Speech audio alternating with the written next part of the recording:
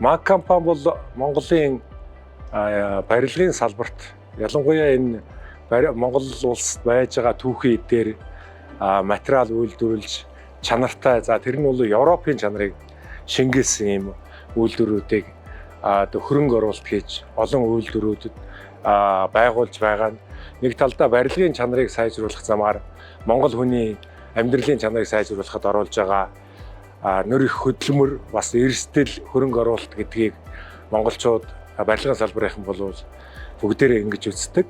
МАГ компанийн хувьд бол энэ талаар бол бас манай дотоодд бол манлайлж байгаа компаниудын нэг гэж би боддог.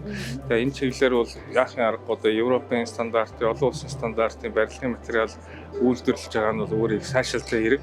Манайд бол дотоодын үйлдвэрлэгч компани бол хэцүүхэн байдаг. Тэгэхээр тэдний нэг нь одоо болоод тэгээд одоо энэ дээрээ бол идэвхтэй ажиллаад үйлдвэр барьж ин цаашаа бол бас нэмж барьж ийн гэдэг нь бол их одоо чухал зүйл болж байна гэж бодож байна. Барилгыг бүтээсэн материал нь одоо хэр эко байна вэ, хэр инновац шингэсэн байна вэ гэдэг энэ шалгуураар одоо худалдаа авагч нар, за магадгүй санхүүжил болгогч нар ингээд хандах юм бол одоо МАГ-ийн одоо үйлдвэрлэж байгаа МАГ-ийн үйлдвэрүүд одоо ингээд 5 үйлдвэртэй болсон байна. Дахиад 5 одоо үйлдвэр барих гэж байгаа юм байна. Үйлдвэрүүд нь бүгдээрээ хамгийн сүүлийн үеийн технологиг одоо шингээж ийм материалуудыг ашиглаж байгаа учраас санхүүжилтийн хувьд, одоо хэрэглээний хувьд, борлуулалтын хувьд одоо хамгийн одоо сонголтын хувьд бол хамгийн ихэнд байх үс болж байгаа юм байна гэдгийг энэ одоо арга хэмжээд олсноор ойлгож мэдэж авсан. Импортын ч юм уу эсвэл ингээд маш олон төрлийн олон одоо стандарт янз бүрийн стандарттай материалууд дундаас ялангуяа МАГ-ийн одоо нэг блок тийм ялангуяа гэр хорооллынхан маань байшин амны орон сууц барихад маш хялбархан байгаа. Тэгээ мэдээж нөгөө мэрэгжлийн биш хүмүүс барихад тэр нөгөө блок нь өөрөө алдаа байхгүй. За юу гэдгийг одоо дараа нөгөө МАГ-ын блокоор барьсны дараа бол одоо шаврын ажлыг ч гэдэг юм уу те хэмнэ хийхгүй байж болдог. Шууд хар замаас татаа явчихдаг ч гэдэг юм уу.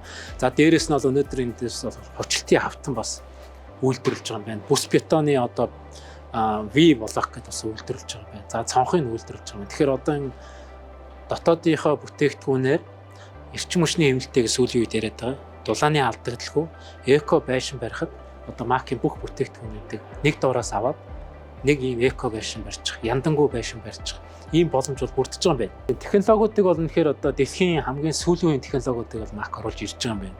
За хамгийн сонирхолтой нэг бол одоо тэр 3D принтинг тий одоо байшин үйлдвэрлэх. Одоо байшин нөгөө өмнө бид нар барих гэж ярьдаг байсан бол одоо байшин хэвлэх гэж ярих юм байна. 3D принтинг бол ер нь одоо бид нар хэрэглээд ашиглаад ирэхэд бол одоо ямар ч асуудалгүй бүрэн боломжтой технологи гэж харж байгаа.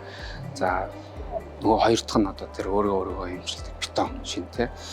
Тэгэхээр энэ угаасаа бидний хувьд Монгол улсын энэ өөрийн онцлог байдал ч гэсэн бүрэн нийцсэн хоёр технологи байна гэж харж байна. Энийг ингээд МАГ компани хэдийн судлаад төлөвлөгөөнд оруулаад эхнийхээ ярилцлага хийгээд үйл ажиллагаанд явуулсан байгаа нь бол одоо маш их харуулжтай байна. Манай Монголын үндэсний ногоон барилгын зэрэглэл дотор бас барилгын материал түн шингэсэн эрчим хүч, барилгын материалын ашиглалтын асуудал бол бас нэг бүлэг болж орж байгаа.